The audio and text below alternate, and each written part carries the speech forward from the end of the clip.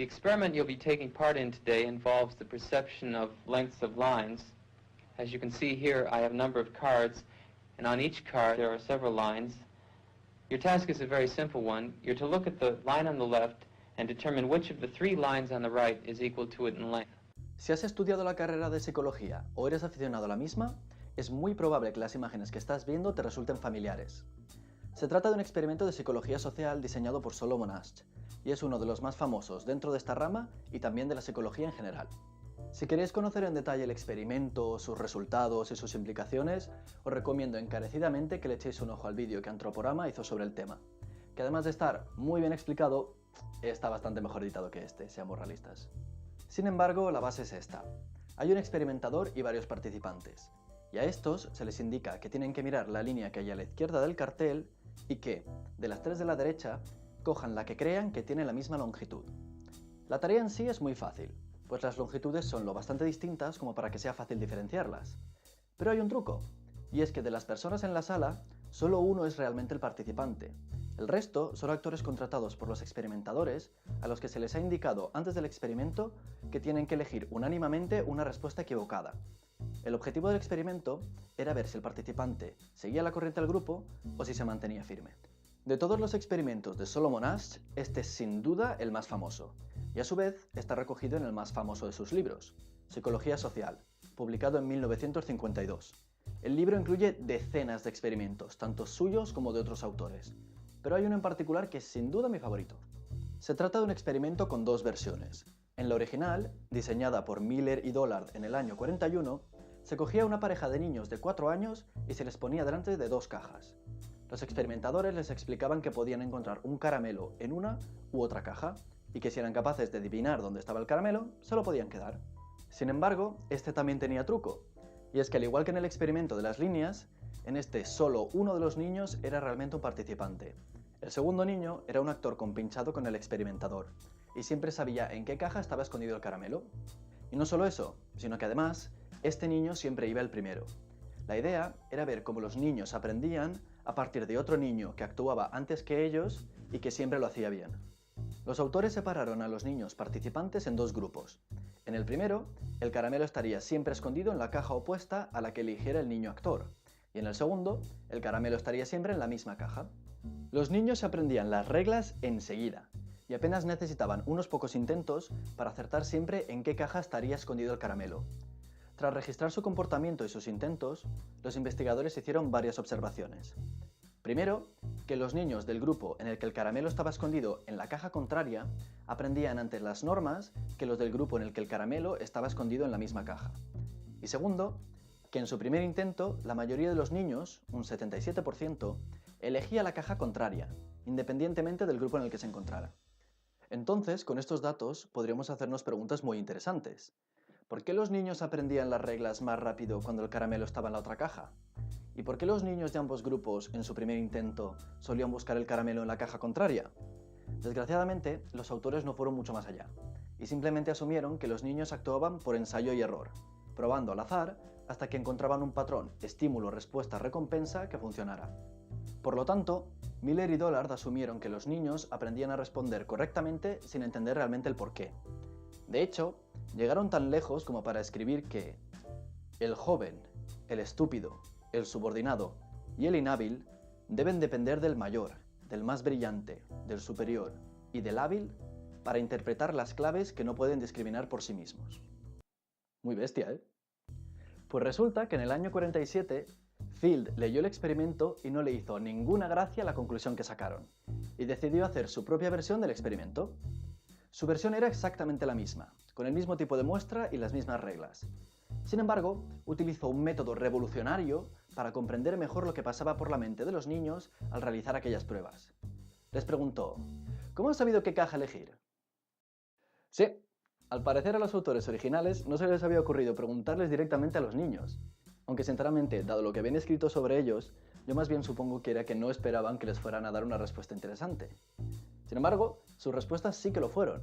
Primero de todo, los niños se daban cuenta enseguida de que el otro niño iba siempre el primero, y que siempre conseguía el caramelo. Segundo, la mayoría de los niños, en su primer intento, suponían que había un caramelo en cada caja, y como el primer niño ya se había llevado uno, tenían que abrir la otra caja, y es por esto por lo que en su primer intento, la mayoría abría la caja opuesta. Entonces, los del grupo en el que el caramelo efectivamente estaba en la caja contraria, asumían que habían descubierto las reglas y por tanto utilizaban siempre el mismo patrón de respuestas.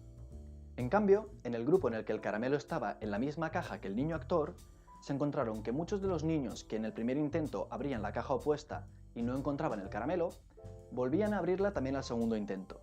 Cuando se les preguntaba por qué, explicaban que creían que el examinador quería engañarlos, haciéndoles creer que el caramelo no estaba en aquella caja para, en el siguiente intento, ponerlo ahí. Luego se daban cuenta de que no era así y suponían que el examinador escondía siempre 2 caramelos en una caja. Por lo tanto, resulta que los niños no actuaban por ensayo y error, y no seguían un mismo patrón como borregos sin preguntarse el por qué. No. Los niños trataban de razonar dónde podía estar el caramelo, e incluso trataban de adivinar lo que estaba pensando el examinador y de adelantarse a sus pensamientos. Y sí, es cierto que muchas veces esas teorías no eran del todo correctas, pero lo importante es que las tenían, que incluso con solo 4 añitos razonaban el porqué de las cosas. En resumen, que los niños no son idiotas. Por desgracia, la población en general tiende más hacia la perspectiva de Miller y Dollar que a la de Field, considerando a los niños como máquinas que hacen lo que les digan sin plantearse cuestiones al respecto. Y sí, es cierto que muchas veces los niños siguen ciegamente lo que le dicen los adultos, pero no porque no razonen ni tengan sus propias opiniones, sino precisamente porque son conscientes de sus limitaciones y de que los mayores son, generalmente, más inteligentes que ellos, y que puede que estén viendo algo que a ellos se les escapa. Y es cierto que esta filosofía de a mí me parece que no es así, pero si alguien más listo que yo lo dice tendrá razón, puede que te recuerde un poco a algunos de los participantes del experimento de las líneas de Solomon Asch, pero en los niños tiene una implicación distinta. Significa que son capaces de autoevaluarse y de darse cuenta de que son jóvenes y que no tienen tanta experiencia en el mundo como los mayores.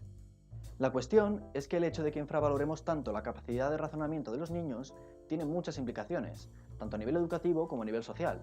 Sin embargo, hay una en particular que me interesa mucho, y es el impacto que tienen los medios de comunicación de los niños, en las series, en las pelis y en los libros dirigidos hacia ellos.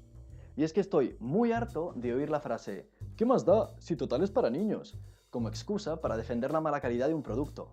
¿Para qué crear algo de calidad con un mensaje profundo y significativo si total los niños no lo van a entender? Pues porque no es verdad, porque los niños entienden mucho más de lo que pueda parecer, y más aún si se les anima a reflexionar sobre lo que han visto. Es por ello que las series, las películas y los libros que más popularidad han tenido y que más guardamos cercanos a nuestro corazón y que nos traen un mayor sentimiento de nostalgia al revivirlos, son precisamente aquellos que tienen una historia coherente, con unos buenos personajes y un mensaje que transmitir. Bueno, o al menos la mayoría. Mulan, que es una de las películas Disney más populares, trata cómo las mujeres están obligadas a casarse, a tener hijos y a ser amas de casa, mientras que los hombres están obligados a ir a la guerra, y cómo afecta a ello tanto a Mulan, que sabe que no está hecha para ello, como a su padre o a sus compañeros militares, a los que se les fuerza a ir a una guerra en la que no quieren participar. También está Harry Potter, que trata temas como las diferencias de clases o el racismo, y cómo alguien con un gran potencial, como era Tom Riddle, puede trastornarse y llegar a convertirse en un monstruo por culpa de la falta de amor. En definitiva, que las franquicias que realmente han tenido éxito y que pasarán a la historia son aquellas que han sabido respetar a su audiencia, que no han tratado a los niños como zombies que no saben pensar, reflexionar y sacar conclusiones, sino que les han dado obras de calidad y con un mensaje de fondo. Y si no, piénsalo bien. ¿Qué película reciente será recordada y revisitada dentro de unos años? ¿La peli de los emojis o Inside Out? ¿El bebé jefazo o cómo entrenar a tu dragón? Y sí, soy consciente de que los niños no siempre comprenden el 100% de lo que se les está transmitiendo, pues aún les falta mucho por vivir. Y es por ello por lo que, cuando vemos los Simpsons siendo más mayores, captamos sutilezas y críticas a la sociedad que antes no percibíamos. Lisa! Give me that!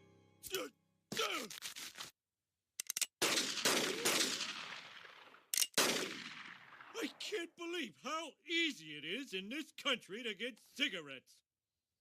Pero eso no hace más que añadir a la calidad del producto, pues podemos revisitarlo y verlo de una forma distinta más adelante. Que los niños no entiendan ciertas cosas no es excusa para tratarlos como imbéciles. Y sí, también entiendo que el hecho de que algo sea para niños te da unas ciertas libertades a la hora de crear una premisa para una serie, una peli o un libro. Es decir, a todos nos gusta hacer la coña de cómo es una locura darle una rata que lanza descargas a un niño de 10 años y mandarlo a viajar solo por el mundo. Pero en realidad nadie se horroriza por la existencia de Pokémon. Pues la serie está dirigida a niños y es obvio que se sentirán más identificados si los protagonistas también lo son. El hecho de que algo sea para niños te da ciertas libertades creativas, pero no te exime de la responsabilidad de crear algo de calidad, con personajes profundos, historias interesantes y un mensaje detrás de todo. Y por si alguien lo había pensado, no. El hecho de que haya usado ejemplos de los 90 y de los 2000 no es una forma de decir es que las series para niños de hoy en día son una mierda, los de antes eran mejores. Porque no pienso así. De hecho, creo que poco a poco esta idea de que los niños no son idiotas ha ido calando en los creadores de contenido. Y es que si tú miras las primeras series de dibujos animados que salieron a la luz, por lo general no eran una forma de arte que transmitiera un mensaje, sino precisamente eran simplemente una forma descarada de publicidad para juguetes. No obstante, me parece que ahora la gente está más preocupada por crear contenido de calidad, con un significado más profundo.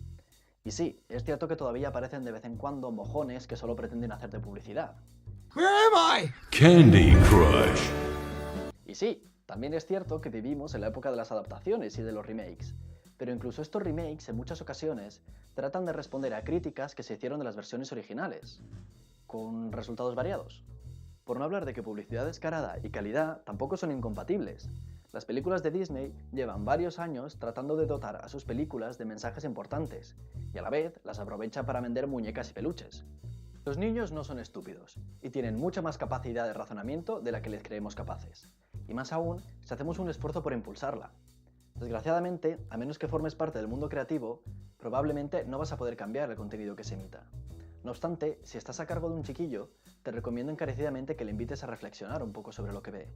Y no me refiero a darle disertaciones sobre el sentido de la vida, o sobre el feminismo, o el marxismo, o demás ismos, sino simplemente hacerle preguntas sencillas, del estilo: ¿qué te ha parecido lo que ha hecho este personaje?